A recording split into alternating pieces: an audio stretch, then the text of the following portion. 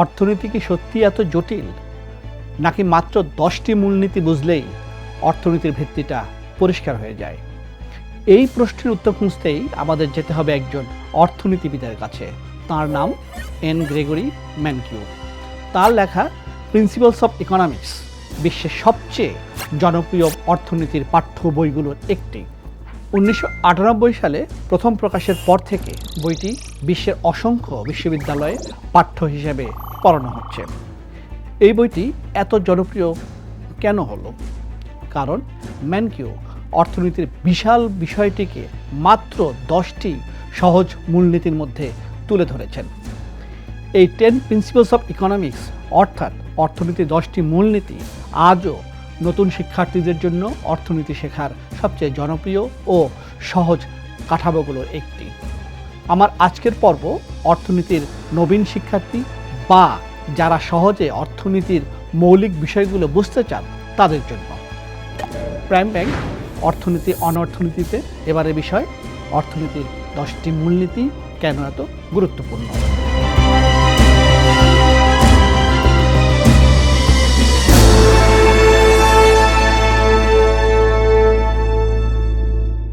শুরুতেই বলি এই গ্রেগরি ম্যানকিউ কে। তিনি একজন মার্কিন অর্থনীতিবিদ। তিনি দীর্ঘদিন হার্ভার্ড বিশ্ববিদ্যালয়ে অর্থনীতি পড়িয়েছেন। যুক্তরাষ্ট্রের প্রেসিডেন্ট জর্জ ডব্লিউ বুশের অর্থনৈতিক উপদেষ্টা পরিষদ কাউন্সিল অফ ইকোনমিক অ্যাডভাইজার্সের চেয়ারম্যান ছিলেন। অর্থশাস্ত্র নিয়ে অনেক বই আছে, সেখানে আছে অনেক তত্ত্ব আর সমীকরণ। এত কিছু একসঙ্গে বুঝতে পারা খুবই কঠিন কাজ। দেখা গেছে অনেক সময় অনেক নতুন শিক্ষার্থী অর্থনীতির মূল ধারণা সহজে বুঝতে পারেন না। তাই গ্রেগরি ম্যানকিউ পুরো বিষয়টিকে সহজভাবে বোঝানোর জন্য অর্থনীতির ভিত্তিকে মাত্র 10টি মূলনীতিতে সাজিয়ে দেন।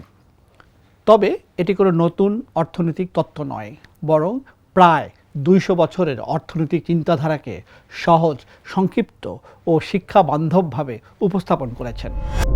ম্যানকিউ দেখিয়েছেন অর্থনীতির প্রায় সব আলোচনা 3টি বড় প্রশ্নকে ঘিরেই আবর্তিত হয়।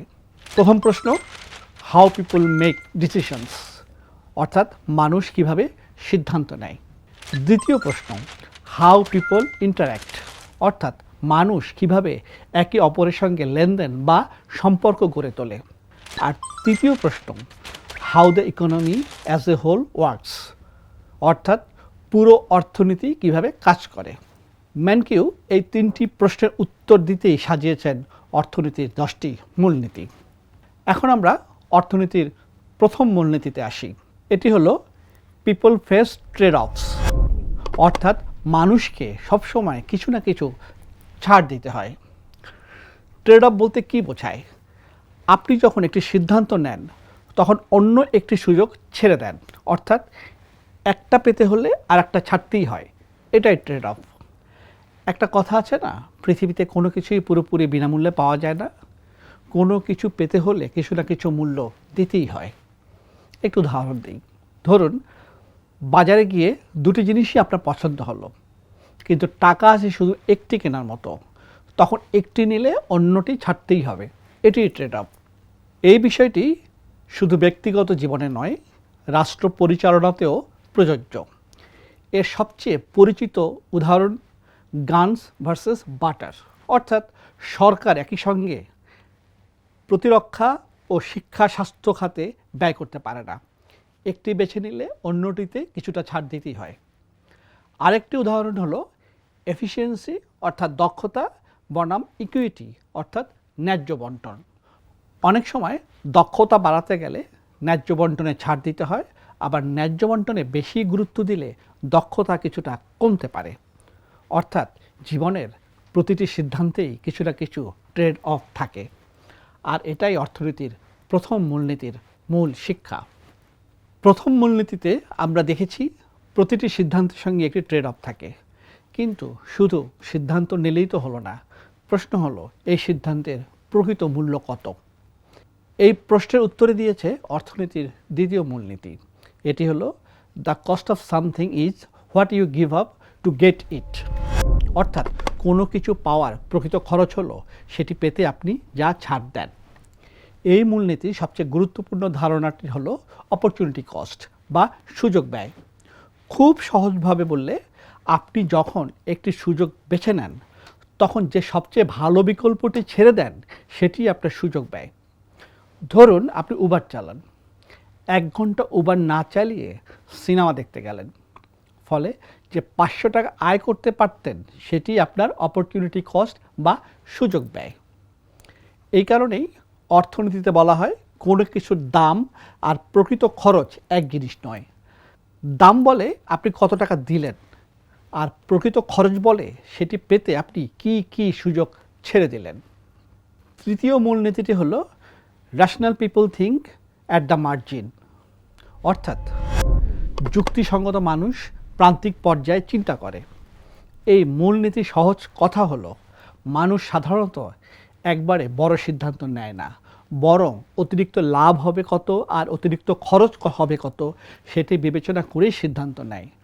যেমন ধরুন, আপনি একটি কারখানার মালিক, ইতিমধ্যে 100টি শার্ট তৈরি করেছেন। এখন প্রশ্ন হলো, আরও একটি শার্ট বানালে লাভ হবে নাকি খরচ বেশি হবে? অর্থনীতিতে এই অতিরিক্ত লাভ ও অতিরিক্ত খরচের হিসাবই মার্জিনাল চিন্তা, অর্থাৎ আপনি ছোট একটি পার্থক্য বিবেচনা করেই সিদ্ধান্ত নিলেন। অর্থনীতিতে ধরে নেওয়া হয় মানুষ কম খরচে বেশি লাভ করার চেষ্টা করে, তাই সিদ্ধান্ত নেওয়ার সময় সে কস্ট অর্থাৎ খরচ এবং বেনিফিট অর্থাৎ লাভ দুটোই বিবেচনা করে। এখন আমরা অর্থনীতির চতুর্থ মূলনীতিতে আসি। এটি হলো পিপল রেসপন্ড টু ইনসেন্টিভস, অর্থাৎ মানুষ প্রণোদনার প্রতি সাড়া দেয়। আগের মূলনীতিতে আমরা দেখেছি মানুষ সিদ্ধান্ত নেওয়ার আগে খরচ ও লাভের হিসাব করে। তাহলে প্রশ্ন হলো, মানুষের সিদ্ধান্ত বদলায় কেন? উত্তর হলো ইনসেন্টিভ অর্থাৎ প্রণোদনা। মানুষ যখন দেখে কোনো সিদ্ধান্তে লাভ হবে বা ক্ষতি কমবে তখন সে তার আচরণ বদলে ফেলে। প্রণোদনা দুই ধরনের হতে পারে, রিওয়ার্ড অর্থাৎ পুরস্কার এবং পানিশমেন্ট অর্থাৎ শাস্তি। ধরুন একটি প্রতিষ্ঠান ঘোষণা দিল ভালো কাজ করলে বোনাস দেওয়া হবে, তখন কর্মীরা আরও ভালো কাজ করার চেষ্টা করবে। আবার ধরুন কেউ সময় মতো আয়কর না দিলে অতিরিক্ত জরিমানা দিতে হবে, তখন অনেকেই নির্ধারিত সময়ের মধ্যেই কর পরিশোধ করবে। অর্থাৎ পুরস্কারের আশা হোক বা শাস্তির ভয়, দুটি মানুষের আচরণ বদলে দিতে পারে। এই চারটি মূলনীতি মিলেই শেষ হলো প্রথম বড় অংশ, অর্থাৎ হাউ পিপল মেক ডিসিশনস, অর্থাৎ মানুষ কীভাবে সিদ্ধান্ত নেয়। এখন আমরা অর্থনীতির দ্বিতীয় বড় অংশে আসি। এর শিরোনাম হাউ পিপল ইন্টারেক্ট, অর্থাৎ মানুষ কীভাবে একে অপরের সঙ্গে লেনদেন করে। এই অংশের প্রথম মূলনীতি হলো trade can make everyone better of, অর্থাৎ বাণিজ্য সবাইকে লাভবান করতে পারে। অনেকে মনে করেন একজনের লাভ মানেই অন্যজনের ক্ষতি, কিন্তু অর্থনীতি বলছে সঠিকভাবে বাণিজ্য হলে দুই পক্ষই লাভবান হতে পারে। ধরুন বাংলাদেশ তুলনামূলক কম খরচে তৈরি পোশাক উৎপাদন করতে পারে, অন্যদিকে ব্রাজিল কম খরচে কফি উৎপাদন করতে পারে। যদি বাংলাদেশ পোশাক উৎপাদনে বেশি মনোযোগ দেয় এবং ব্রাজিল কফি উৎপাদনে, এরপর তারা একে অপরের সঙ্গে বাণিজ্য করে, তাহলে দুই দেশই লাভবান হবে। বাংলাদেশ কম দামে কফি পাবে আর ব্রাজিল কম দামে পোশাক পাবে। এ কারণেই কম্প্যারেটিভ অ্যাডভান্টেজ অর্থাৎ তুলনামূলক সুবিধা ধারণাটি অত্যন্ত গুরুত্বপূর্ণ।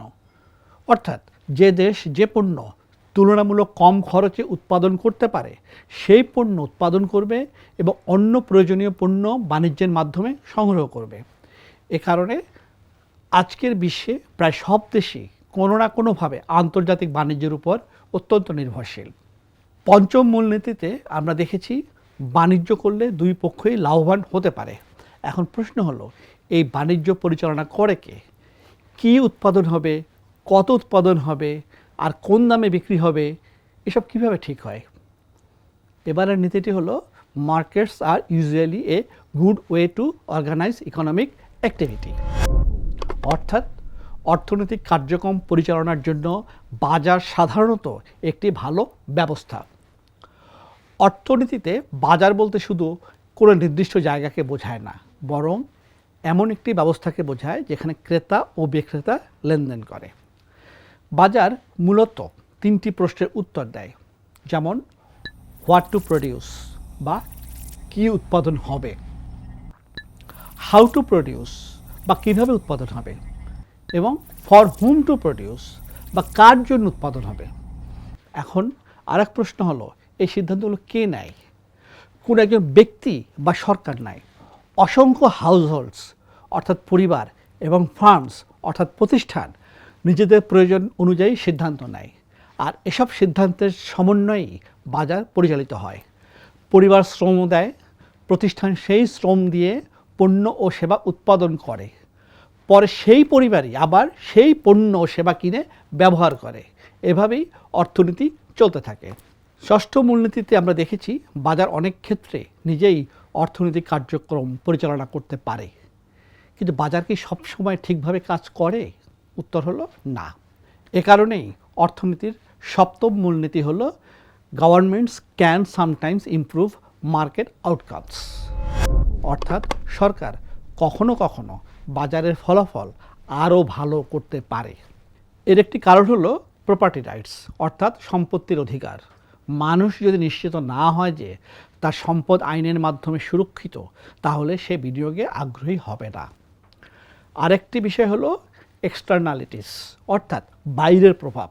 যেমন কোনো কারখানার দূষণে আশেপাশের মানুষ ক্ষতিগ্রস্ত হলে শুধু বাজারের উপর ছেড়ে দিলে সমস্যার সমাধান হয় না, সেখানে সরকারের হস্তক্ষেপ প্রয়োজন। আবার মার্কেট পাওয়ার অর্থাৎ একচেটিয়া বাজার ক্ষমতা থাকলে কোনো প্রতিষ্ঠান ইচ্ছামতো দাম বাড়াতে পারে, সেখানে সরকারের হস্তক্ষেপ প্রয়োজন। আবার মার্কেট পাওয়ার অর্থাৎ একচেটিয়া বাজার ক্ষমতা থাকলে কোনো প্রতিষ্ঠান ইচ্ছামতো দাম বাড়াতে পারে, এক্ষেত্রেও সরকারের ভূমিকা দরকার। তাই সরকারের দুটি বড় দায়িত্ব হলো এফিসিয়েন্সি অর্থাৎ দক্ষতা বাড়ানো এবং ইকুইটি অর্থাৎ ন্যায্য বন্টন নিশ্চিত করা। সুতরাং বাজার খুবই গুরুত্বপূর্ণ, তবে সব সমস্যার সমাধান বাজার একা করতে পারে না। কিছু ক্ষেত্রে সরকারেরও গুরুত্বপূর্ণ ভূমিকা থাকে। এখন আমরা অর্থনীতির তৃতীয় ও শেষ অংশে আসি। এর শিরোনাম how the economy as a whole works, অর্থাৎ পুরো অর্থনীতি কিভাবে কাজ করে। এই অংশের প্রথম মূলনীতি হলো a country's standard of living depends on its ability to produce goods and services, অর্থাৎ একটি দেশের মানুষের জীবনযাত্রার মান নির্ভর করে সেই দেশের উৎপাদন ক্ষমতার উপর। কেন কোনো দেশের মানুষ বেশি ধনী আর কোনো দেশের মানুষ তুলনামূলক কম আয়ের? এর সবচেয়ে বড় কারণ প্রোডাক্টিভিটি অর্থাৎ উৎপাদনশীলতা। বলা যায় একটি দেশের মানুষ যত দক্ষতার সঙ্গে পণ্য ও সেবা উৎপাদন করতে পারে, সেই দেশের আয় ও জীবনযাত্রার মানও তত উন্নত হয়। উৎপাদনশীলতা বাড়ে শিক্ষা, দক্ষতা, প্রশিক্ষণ, প্রযুক্তি ও আধুনিক যন্ত্রপাতির ব্যবহারে। অর্থাৎ উৎপাদনশীলতা যত বাড়বে, মানুষের আয় ও জীবনযাত্রার মানও তত উন্নত হবে। এখন আমরা অর্থনীতির নবম মূলনীতিতে আসি। এটি হলো prices rise when the governments prints too much money, অর্থাৎ সরকার অতিরিক্ত টাকা ছাপালে মূল্যস্ফীতি বাড়তে পারে। এখানে আলোচনা করা হয়েছে ইনফ্লেশন অর্থাৎ মূল্যস্ফীতি নিয়ে। বেশি টাকা ছাপালে দাম কেন বাড়ে? সরকার বেশি টাকা ছাপালে মানি সাপ্লাই অর্থাৎ টাকার সরবরাহ বেড়ে যায়।